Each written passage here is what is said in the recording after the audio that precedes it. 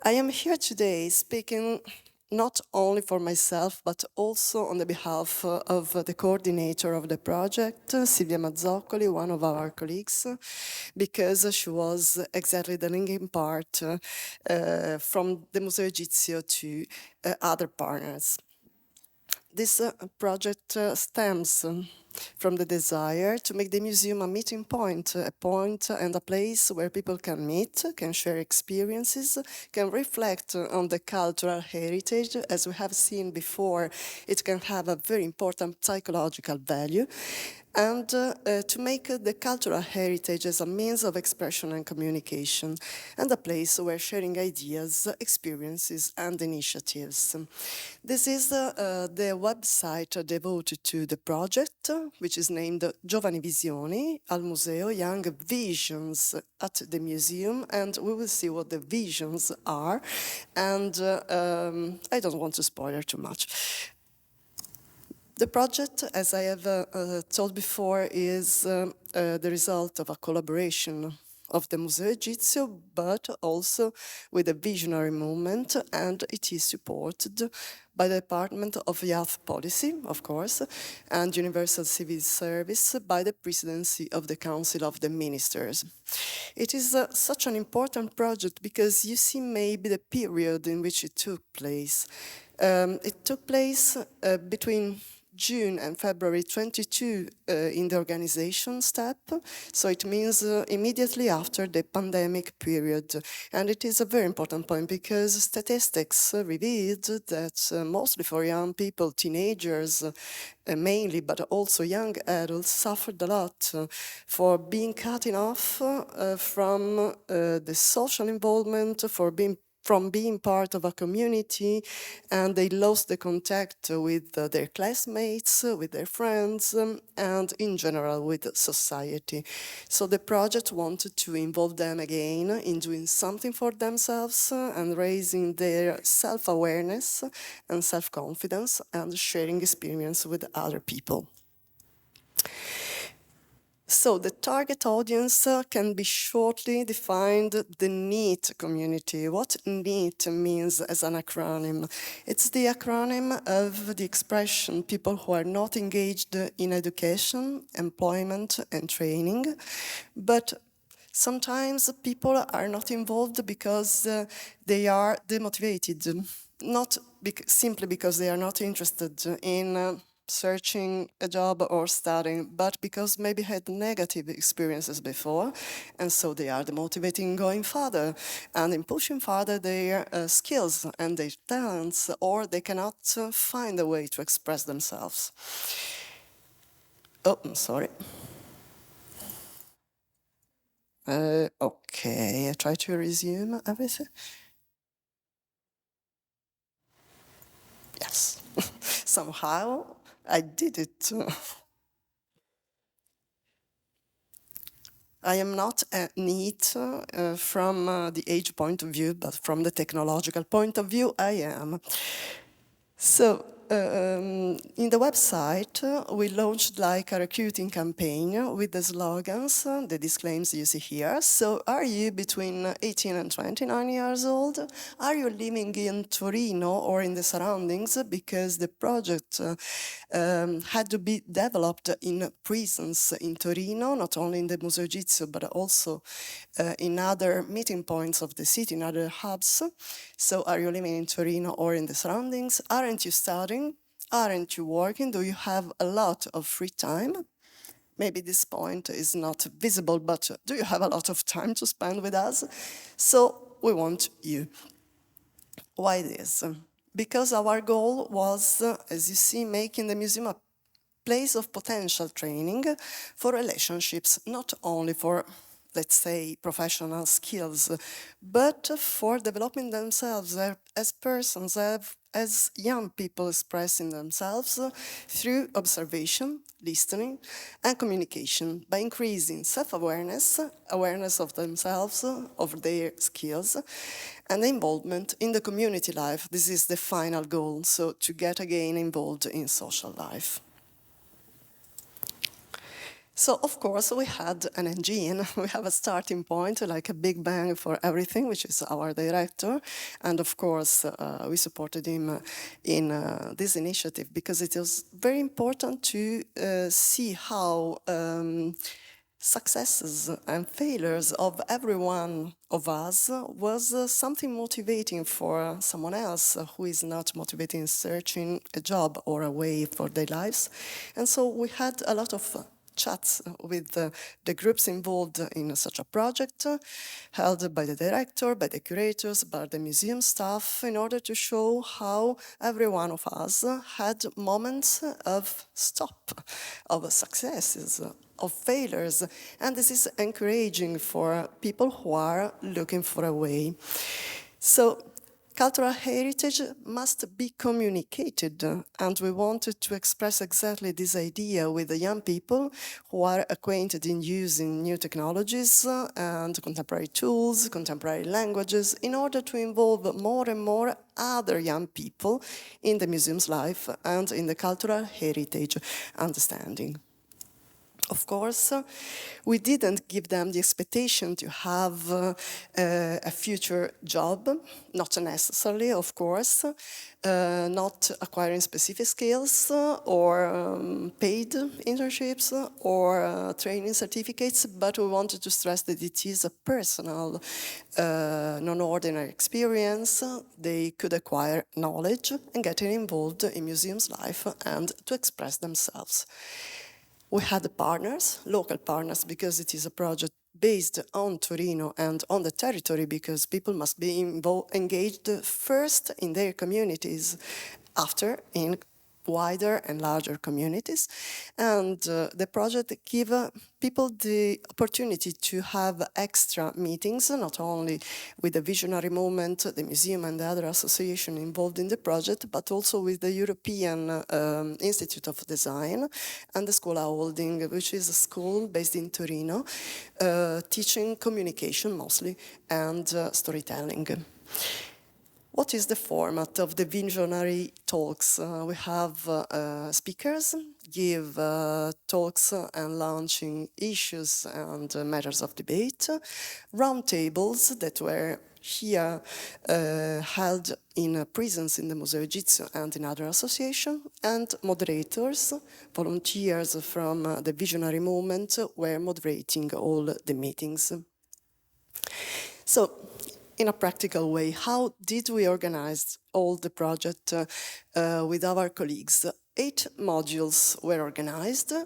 Every module was supposed to last 4 weeks.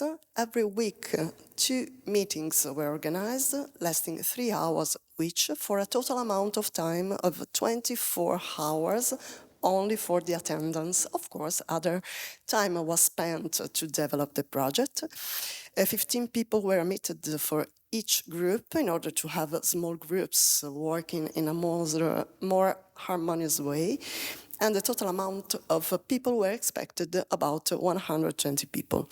Unfortunately, only like a half of them participated to the meetings. This is why, maybe because after the pandemic period, people were not pushed to take part to social events, social meetings, but little by little they were encouraged. And so the total amount of participants is 67 people. So they were invited in the Museo Jitsu for a very first meeting, a nice breaking meeting with our director, and the project was presented to them. The project was structured in meetings, and so as you see, they had a first touch with the museum, people working there, with the galleries, and with the cultural heritage. They had also the opportunity to meet the visionary people working in the visionary movement, instead the so-called visionary spaces. And so they had talks, debates, and they could know each other to create the group of work and of people, and of course they can develop the ideas of the project itself. The project is the discovery of the museum. So we had some guided tours in our collections. We limited the visits to only two galleries, the Deir el Medina and the Tomb of Khan Mirit galleries, for a very precise reason, because there objects belonging, referring about the daily life and daily used objects were displayed, and it is something speaking to the people's soul, to the people psychology, because we feel Egyptian people like modern people and more close to our sensibility and to our times. So they had guided visit, but they could also visit the museum on their own in search of the object they preferred. So they had to choose a topic or an object or a showcase to speak about. So the final output was a narrative in some way, speaking about what they felt in front of the object. So it is something related not to ancient Egypt, but to themselves. So we can link it with the psychotherapy we heard before. So they had also the opportunity to meet professionals, helping them in developing their project, their visual project, and to produce videos, storytellings, slideshows, recordings. So we had a lot of outputs in different ways. And after that, we had a moment of restitution, so a final meeting when all the participants presented their outputs and their results. And we felt very emotional ourselves because many of the outputs are very touching, because every single participant gave a restitution of something of themselves, so something of very personal, very intimate, sometimes very, very touching also for us. But where can we find all the results of this beautiful project? So we have two store places. One is the website I already showed you before, and another one is in the Museo Egizio. A special totem is devoted to the project, and you can find there a QR code in the gallery of Deir el Medina, exactly where the project took place. And accessing the QR code, we access the website. 67 contributions are there, and I want to show if it is possible to have 2 minutes, two of them. One is a very nice cartoon. Maybe I have to press on it. Let's click. The starting point is the ostracon with a dancer depicted on it. There are stories that were born thousands of years ago and drawn by drawing. The stories resist, last through the time lapse, and after a long journey around the world, stories arrive till today. And color by color,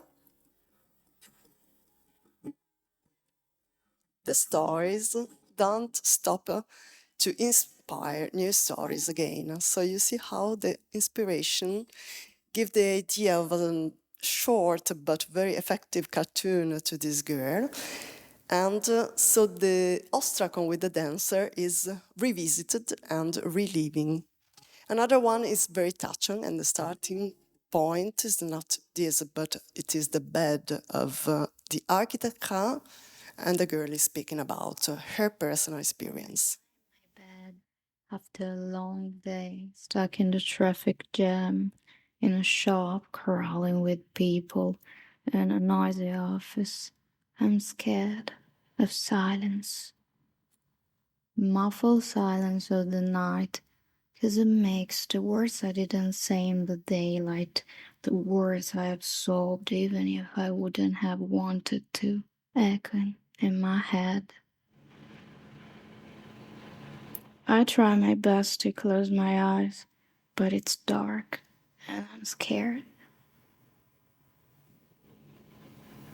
Into the dark, there are creepy creatures that chase me and whisper in long corridors that end with doors I can't open.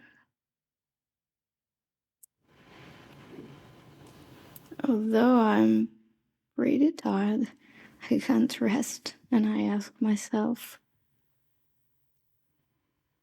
if even Ka in ancient Egypt 3,000 years ago was scared of sleeping in his own bed with lion paw feet.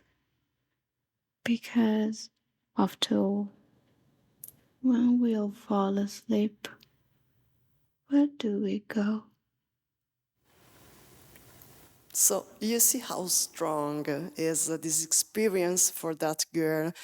But every participant, everyone expressed something very personal with creativity, artistic and communication skills. Many of them already were university students or graduate in search for an employment, but the majority of them had already skills of graphics, communication, fine art studies. So, of course, there was something corresponding to their skills, their motivations, their soul. And happily, we can say that one of them presented his CV to the museum staff. And so nowadays he's a collaborator with our graphics department. We are very happy to have Matteo with us because he's a very talented boy. And he expresses always something of his experience. And he's very keen also in making accessible all our graphic productions. So we have 2 layers overlapping in this beautiful project. So thank you very much for being here today and for listening.